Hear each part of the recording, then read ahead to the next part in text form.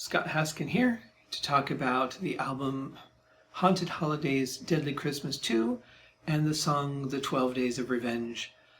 I really went back and forth on whether I was going to cover the 12 Days of Christmas or not because that song just goes on forever. But I thought, what if I just did a twist on it, and instead of, telling the same days over and over again through each verse, what if I just expanded it into every year something different happens over the course of a few years?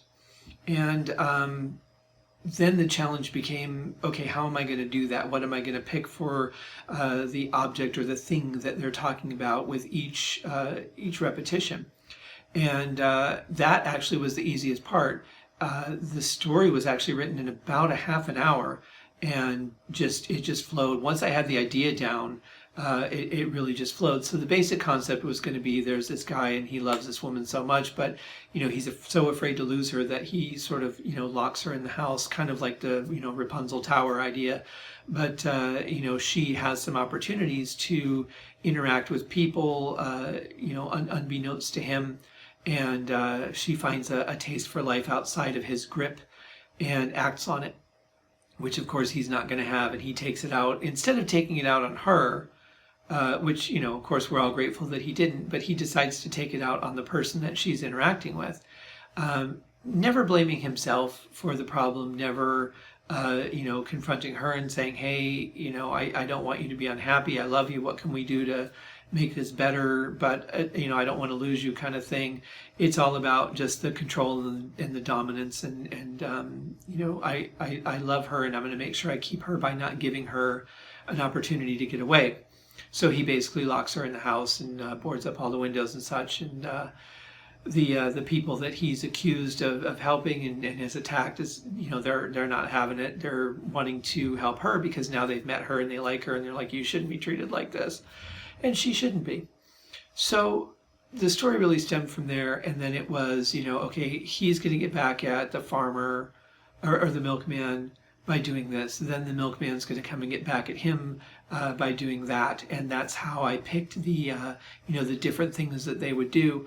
And I think I had to get fairly creative because would just be too easy to stick numbers of birds on people every year, and birds are unpredictable anyway. I don't understand the original song. It's so weird. But that was where the concept for everything came from, and then just musically, just kind of giving you the little feel that there's a little break in it, and we're going to have a little bit of a comedic interlude just before we go into the next section of the story. And again, thinking of the sort of maybe not full-on Twilight Zone type irony, but just the way the story should end, really, because I didn't want everything to end horribly.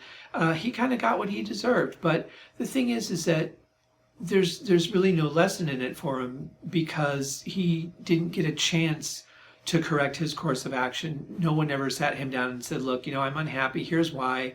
If you don't do this, I'm going to leave you, and that sort of thing. It was just control from one side and then, taking control back on the other side, which is kind of sad because, you hope that when there are situations that some good will come out of it, people will change, people will become better people, treat each other nicer, but that certainly was not going to happen here. She didn't really give him the chance to do that.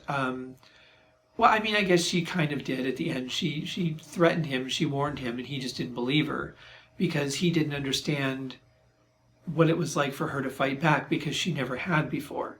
So when you have somebody who never fights back, when they finally do, the aggressor doesn't understand it. They don't know how to comprehend it, and they certainly don't believe that it's real. And in this case, it certainly was. So I had fun tackling the 12 Days of Christmas. It was really one that I had hesitated pulling the trigger on. I think it's one of the last that I actually wrote the dialogue for because I just wasn't sure what to do with it. I wasn't sure if I was going to tackle it or not. Several times I almost scratched it off the list, but I'm really glad in the end that I didn't because it's one of my favorite songs, and I think it gives a nice twist without being that annoying, repetitive, let's say the same things over and over and just keep adding to it as we go structure that the song has. So I'd love to hear your thoughts. Feel free to comment down below and let me know what you think of the 12 Days of Murder.